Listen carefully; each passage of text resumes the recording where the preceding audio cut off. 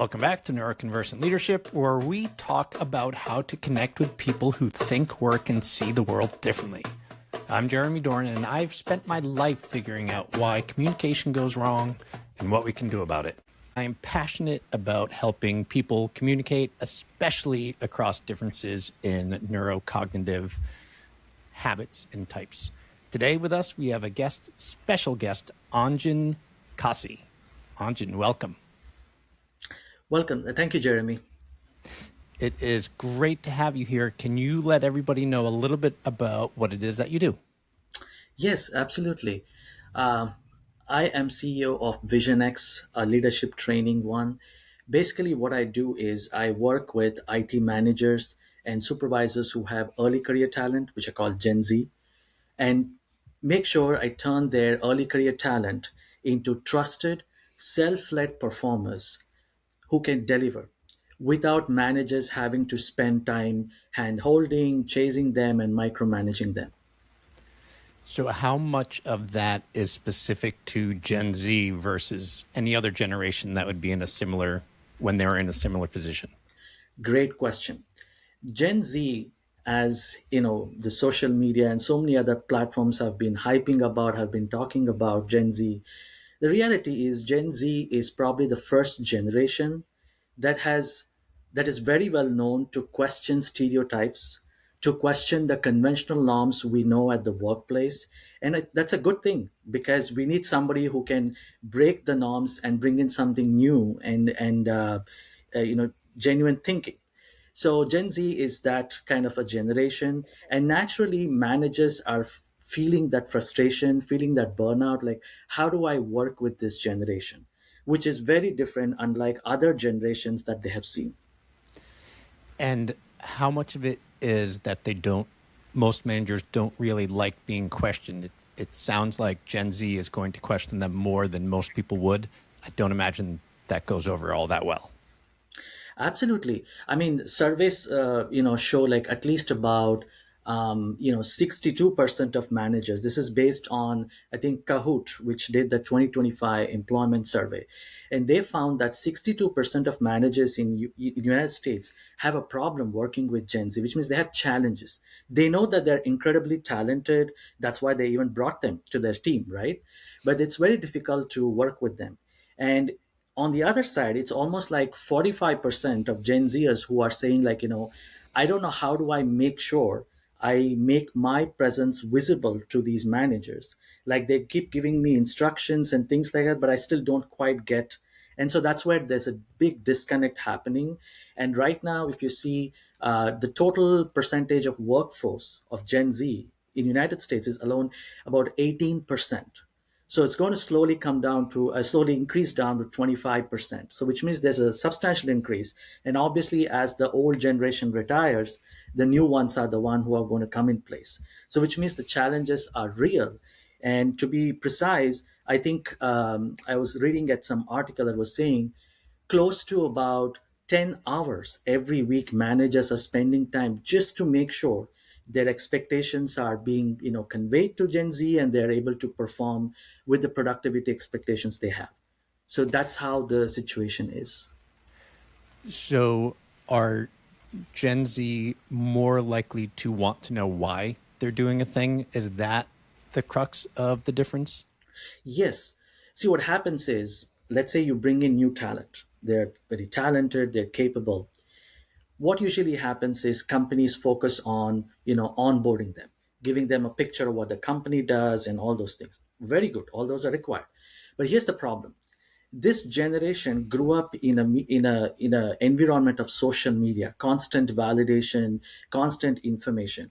So which means if you really want to keep that passion and the motivation in them, it's very important that managers convey what is the kind of thing they're trying to do at their workplace. What is the outcome? What is the impact they're trying to do? That needs to be conveyed very passionately to them, because once you put that passion in their mind, they're not going to be the people who are going to say, oh, I'm not going to work because I'm getting less pay, or I'm going to do more work because I'm getting more pay. This is a completely new generation which needs to know why before what. And this is where managers have to really step in to do that.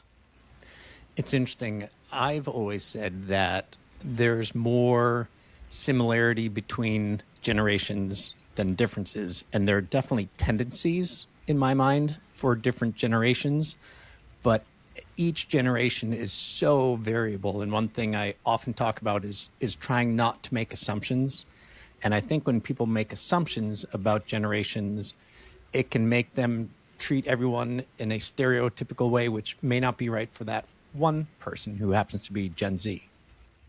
Absolutely, that is correct. And in fact, the assumptions that managers make, because it's natural, right? If you're a manager, you're used to certain kind of patterns, certain kind of behavior, certain kind of expectations and it's going on the same way for the past many decades.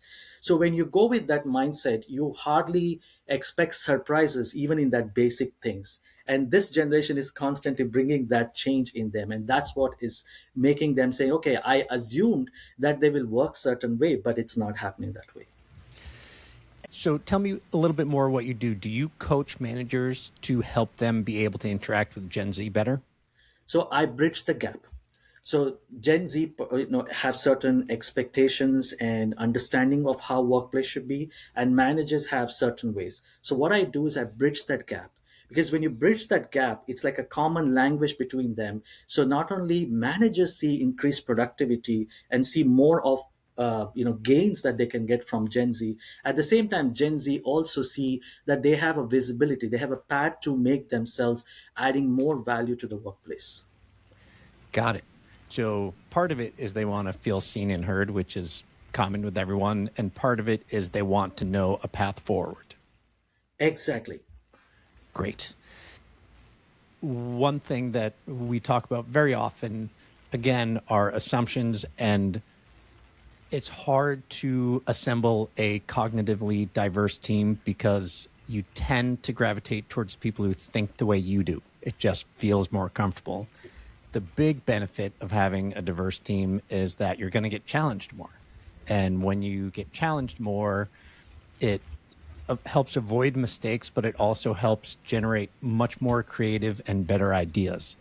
But it's hard for anyone to engage with people who think very differently than they do. So are you seeing it more specifically in this generation, or are the things that you teach to bridge that gap going to be effective for everyone on the team? Good question. What I do is when I bridge that gap, I make sure that the Gen Zers come on board with the other members of the team in the way they're thinking and coming to solve a problem. It's like what I make sure is they are coached in a way that they understand why they're doing certain things, and they take steps in a way to say, okay, the company has been doing, let's say you have a particular project, and there's a specific outcome. So the first steps in the coaching is for them to explore why the project is being done, what has been done before that has failed. So make them to think in that direction first. Get them familiar not just with an outcome, but also more with what happens if this project is not done. Who are the main competitors, what happens. So when you put them in that thinking, immediately they come on board with other members of the team who are actually working towards that project. They are seasoned, they have more experience, they have more thoughts on how they can do. So when you come on par with that, then you will notice that their creativity, their thinking abilities now will be one level above while they're working with this. So now the managers find it easy to say, okay, now my whole team is on similar level setting. So it's easy for me to say, here's are the challenges, here's the way to go about, what are the ways they can, think to get around the problem and make sure the outcome is delivered. So putting them on the same page reduces that cognitive load on the manager. When you talk about the onboarding, are you talking about at the company onto a specific team or for a specific project? It's for a specific project necessarily, because what happens is general onboarding companies do it anyway, but when manager has to get that team, especially this young talent, into the team, there needs to be a specific onboarding, a way of communication, exactly what is the whole initiative about, what's the whole project about, because getting that them on board is the most important thing. Got it.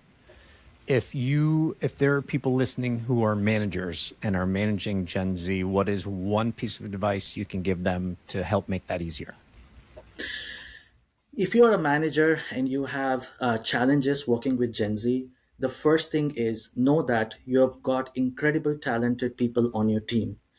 Most important thing to understand is that they are not trained for workplace like how earlier generations were, because they have tendencies to question, break the norms and everything. What you've got to understand is that you can get the best out of them by making sure you take a couple of steps, and by that means making sure you passionately convey why something is more important for you. The moment you invoke their passion, you will get everything from them. Believe me, nothing you will see, the kind of productivity gains you will get, the kind of output they can give, the kind of out of the box thinking they can give is probably the best you can think. And for that, you have to take that one step forward and you will see they moving towards you 10 steps. I love it. I often talk about the fact that you can't actually motivate someone because people try to do it with, either threats or extra money or bonuses. But what I always say is if you create an environment where they will motivate themselves, but that requires understanding. It requires what's important to those people to create that environment so that they can then be self motivated. Absolutely. Here's one thing also, managers think that maybe they can put the early career talent Gen Zs, into some leadership training program where, they can motivate them, they can make them feel good about leadership and everything. But here's the problem. All of the leadership training programs, they're all good, no doubt. But the challenge is most of these leadership programs, they just make you feel good at that moment and everybody's charged up. But the moment they go back to the workplace and the real challenges come in, there's pressure moments, everything falls flat, which is why I strongly believe and I strongly coach in that direction. You have to make behavioral shifts. The moment you make behavioral shifts, everything else falls in line. And this is exactly where it requires changes from both sides. And I step in where such kind of behavioral changes, when you're done, you will see it goes far more than motivation. You'll see a transformation in the way both managers and the early career talent work. And that's one reason why I like ongoing coaching rather than just a 1 day fire hose, because they get to try it in the real world, see how it goes, come back, get feedback, make adjustments, Right. and then keep building and shifting. I love that. Yeah. So, flipping it around, if there are Gen Z listening right now, what is one piece of advice you can give to them to make their work lives easier? So here's one thing that I would specifically say to Gen Z. Gen Zs think that they require an invitation, that managers have to come them and tell them what to do. Don't wait for the invitation. Do something that the managers are invited to listen to your thinking. Managers really require somebody they can trust and rely upon. They don't need people who are just technically talented, which they are. The challenge is you have to make your thinking visible. If you were placed with option A, B, C, you need to explain why you chose option A versus option B and C. What made you do that? Because that kind of thinking is what gets managers saying, okay, if I'm in a rough situation, I can trust this person because he knows how to think and come to a conclusion. So make sure that you step up, you show that thinking, because the moment you show your thinking and not the output, managers will really happy to collaborate with you because that's what they're looking for. I would suggest that you need to give a limited amount of information up front until it's asked for, because I know a lot of technical people love to explain every step of their thinking along the way. And there are a lot of managers who want it much more concise. Yeah, absolutely. That's also true. You cannot just be like, dumping information. That's why you need to be very structured about your communication whenever you're giving, which is one of the things I coach as well. How do you communicate in a structural way so that the managers don't have to think a lot? They exactly know where you are, what you're struggling with, and who can help you. That's all they need. And if you can just communicate that concisely, and only when asked for details you give them, I think that makes it so easy. Wonderful. And the other big benefit of that is most people will sit around and wait to be told something to do. If you propose a thing, then it A makes the manager's job easier because you came to them with something, Yeah. and then you get to do more of what you like to do. You can kind of create your role to be what you want it to be, but it takes being proactive about it. Exactly, exactly.